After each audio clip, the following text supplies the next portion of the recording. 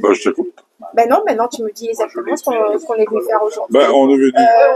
En quoi consiste la grève Ben, ouais, ben, la grève du 2, c'est dans la continuité du nouveau Premier ministre qui reste dans la continuité de Bayrou. Et dans la vraie vie, mais invite chaque salarié et chaque rayonnais, rayonnaise aussi de regarder ce qui va se passer récemment dans la grève des stations-service, où les gens, ils tiennent à nous par l'essence, ben, ça a été reçu, ni gendarme, ni huissier, personne n'était là. Alors nous, dans un mouvement social où ça nous fait un défilé, ben, nous, on a la pression même avant nous commence, et ce que la montre à nous hier là, dans les transporteurs et les stations-service, c'est que sans mobilisation, nous n'aura rien. Il faut, nous arrive à mobiliser, même, je méconnais que c'est difficile, les gens, une journée, c'est pas rien, hein, ben, nous, le premier à sentir aussi, hein, pas que nous sens pas, mais malheureusement, si nous n'est pas dans la rue, nous n'aura strictement rien. La seule arme, il reste à nous, c'est la mobilisation. Pour ça, il faut que tout le monde y croit. Il faut que tout le monde est dans le chemin. Sinon, nous serons de plus en plus pauvres et nous va crever la gueule ouverte. Par exemple, hein, nous construisons 955 logements sur une île à 50 000 demandes. Comment on relance l'économie?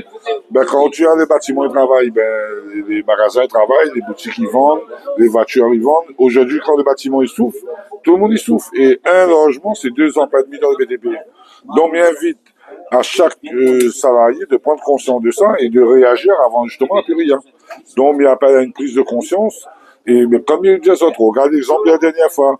Fermer la SCPP, sans gendarme, sans rien. Le lendemain, tout va bien. Nous gagnons un centime. Mais les 1 centime, comme il disait, hein, si nous considérons à peu près 5 millions de litres vendus, ben, il a fait le calcul de l'argent que ça ramasse. Et qui, dans les 2 grèves, la parle des salariés?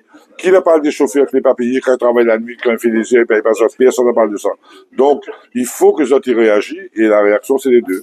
Et s'ils n'en sont pas là, ben, nous serons un couteau dans l'eau, quoi. Vous avez parlé aussi d'une création d'une plateforme.